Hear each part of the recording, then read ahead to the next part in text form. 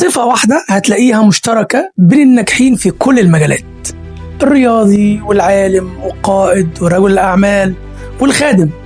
مهما اختلفت مواهبهم أو ظروفهم، كلهم اشتركوا في حاجة واحدة اسمها الانضباط. وعاوزك تعرف إن الانضباط مش رفاهية ومش اختيار إضافي.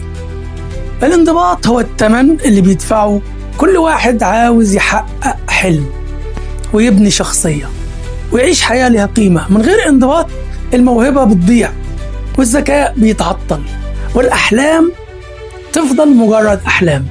حتى علاقتك بالله مستحيل تنمو من غير انضباط، لأن الصلاة وقراية الكتاب والطاعة والقداسة والتكريس كلها بتحتاج إنسان منضبط، مش إنسان بيعيش حسب مزاجه. عشان كده السؤال: هل أنت اللي بتقود حياتك ولا مزاجك هو اللي بيقودك؟ لأن أغلب الناس عايشين تحت رحمة مشاعرهم. لو عندهم حماس بيشتغلوا، لو مفيش حماس بيأجلوا، لو مزاجهم حلو يلتزموا، ولو وحش ينسحبوا. عشان كده بتفضل حياتهم واقفة مكانها. لكن الناجحين ليهم قانون مختلف: ما بيشتغلوش لما يحسوا بالرغبة، هم بيشتغلوا لأن ده القرار اللي هم خدوه، وده اسمه الانضباط. الانضباط مش إنك تبقى قوي، الانضباط إنك تعمل الصح حتى وإنت مش حابب تعمله. تصحى أول من منبه يرن، تقفل الموبايل وقت الشغل أو المذاكرة أو العبادة، تتمرن وإنت تعبان، وتقضي وقت مع ربنا حتى لو مش حاسس بمشاعر قوية.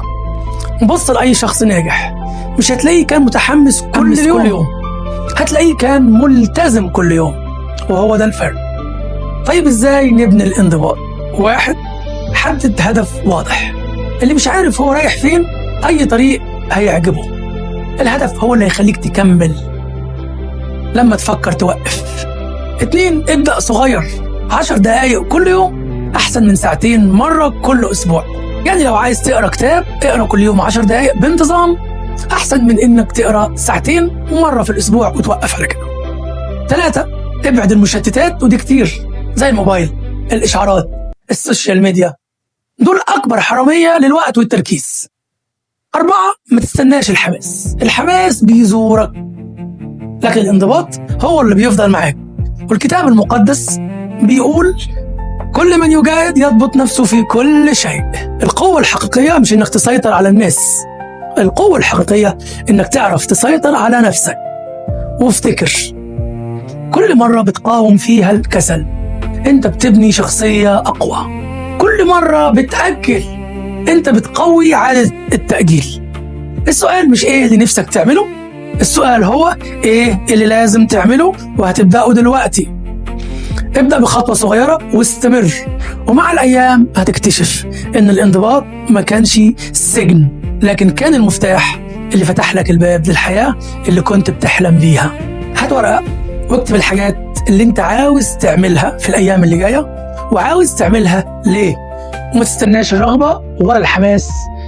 ابدأ علشان تعيش حياة مؤثرة، علشان تحافظ على وقتك، علشان تحقق أحلامك، والرب يباركك.